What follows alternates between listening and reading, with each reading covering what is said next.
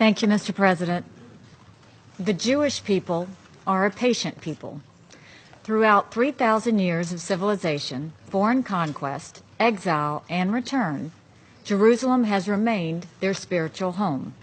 For nearly 70 years, the city of Jerusalem has been the capital of the State of Israel, despite many attempts by others to deny that reality. The American people are less patient. In 1948, the United States was the first nation to recognize the independent state of Israel.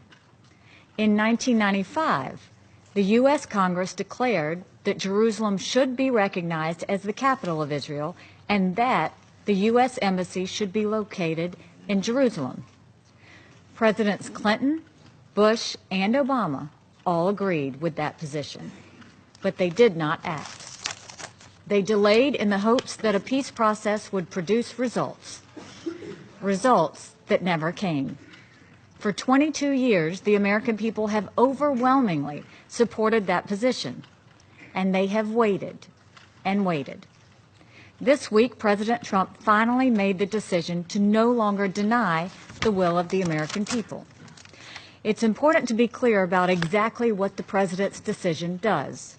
The President has announced that the United States recognizes the obvious, that Jerusalem is the capital of Israel. He has also instructed the State Department to begin the process of relocating the U.S. Embassy from Tel Aviv to Jerusalem. That is what the President has done, and this is what he has not done. The United States has not taken a position on boundaries or borders. The specific dimensions of sovereignty over Jerusalem are still to be decided by the Israelis and the Palestinians in negotiations. The United States has not advocated changing any of the arrangements at the Temple Mount Harim al-Sharif. The President specifically called for maintaining the status quo at the holy sites.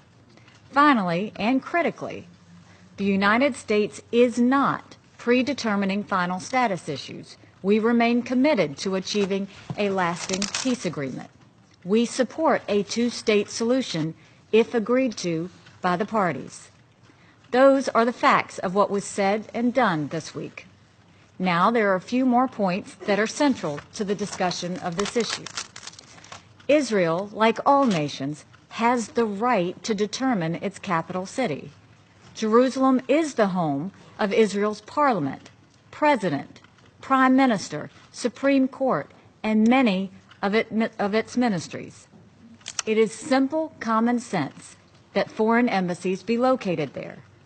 In virtually every country in the world, U.S. embassies are located in the host country's capital city. Israel should be no different. The United States took this step in full knowledge that it will raise questions and concerns. Our actions are intended to help advance the cause of peace.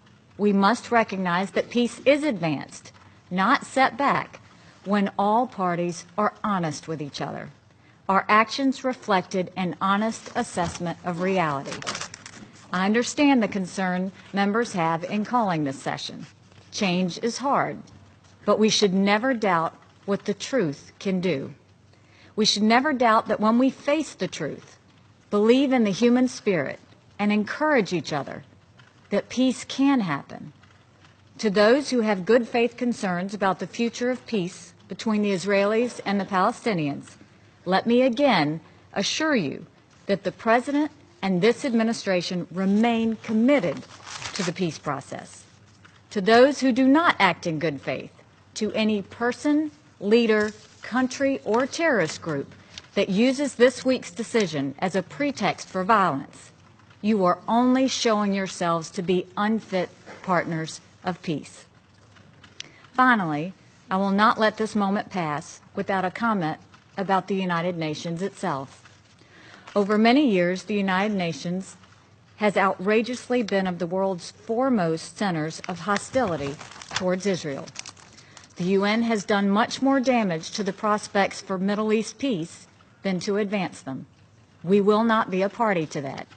The United States no longer stands by when Israel is unfairly attacked in the United Nations.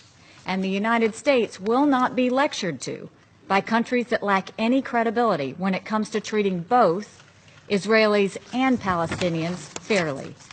It is no coincidence that the historic peace agreements between Egypt and Israel and between Jordan and Israel were both signed on the White House lawn. If and when there's a historic peace agreement between Israelis and Palestinians, there's a good likelihood that it too will be signed on the White House lawn. Why is that? It's because the United States has credibility with both sides. Israel will never be, and should never be, bullied into an agreement by the United Nations or by any collection of countries that have proven their disregard for Israel's security. To my Palestinian brothers and sisters, I can tell you with complete confidence that the United States is deeply committed to achieving a peace agreement between the Israelis and the Palestinians. We have demonstrated that commitment over many years and with the investment of large quantities of financial resources and diplomatic energy. Sadly, peace between the two sides has not been achieved, but we will not give up. Our hand remains extended to you. We are more committed to the cause of Israeli-Palestinian peace today than we've ever been before, and we believe we might be closer to that goal than ever before. Both Israelis and Palestinians have very real stories to tell, painful stories of challenges, distrust, and destruction. But this conflict is not just about the past. It must not be about all of those painful stories. It must be about future generations. Palestinian and Israeli children both deserve a future of peace, one no more and no less than the other. When those children are grown, they should look back and look to this time when the parties genuinely negotiated for their sake. These Palestinian and Israeli children deserve to have hope of a brighter and more peaceful future. Our wish and prayer is that this is the time both sides stop thinking about present needs and start thinking about future generations. I urge all countries in the Security Council and in the Middle East to temper their statements and their actions in the days ahead. Peace remains achievable. We must all do our parts to achieve it. Thank you.